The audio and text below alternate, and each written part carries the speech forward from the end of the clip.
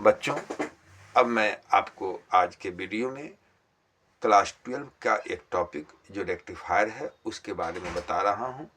Rectifier modern physics के topic में आता है और इस बार क्लास 12 के लिए बहुत इम्पोर्टेंट टॉपिक है। रेक्टिफायर क्या है?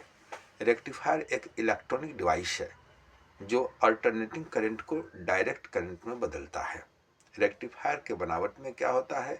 एक ट्रांसफार्मर होता है। आप जानते हैं कि ट्रांसफार्मर में दो कॉइल होते हैं, प्राइमरी कॉइल और सेकेंडरी कॉइल।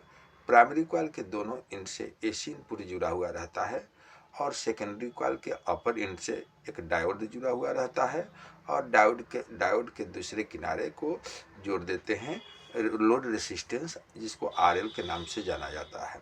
ठीक है।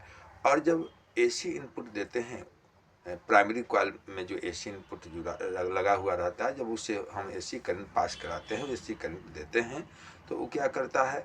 ये फर्स्ट हाफ साइकिल में मान लो बच्चों कि प्राइमरी कॉइल का ट्रांसफार्मर के प्राइमरी कॉइल का जो अपर एंड है, मान लो कि वह नेगेटिव है और नीचे पॉजिटिव, लोअर इन पॉजिटिव है, तो इलेक्ट्रोमैग्नेटिक इंडक्शन के आधार पर सेकेंडरी कॉइल का जो अपर एंड हो जाएगा वो पॉजिटिव हो जाएगा और लोअर एंड नेगेटिव हो जाएगा।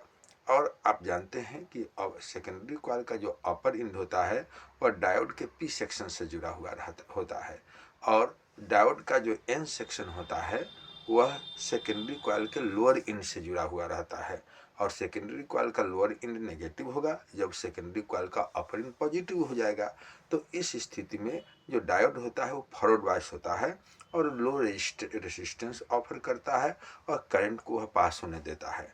जब उससे करंट पास करता है तो हमको लो रेजिस्टेंस पर डीसी आउटपुट प्राप्त होता है।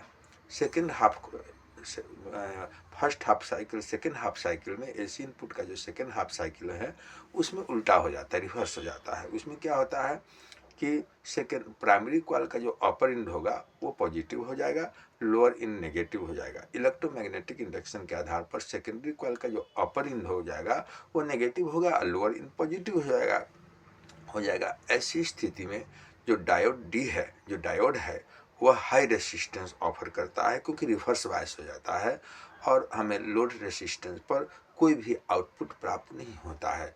इस तरह से हम देखते हैं कि half wave rectifier only half of the cycle, सिर्फ आधे साइकिल को एसी इनपुट के आधे भाग को वह डीसी आउटपुट में कन्वर्ट कर पाता है, बाकी आधे को नहीं कर पाता है।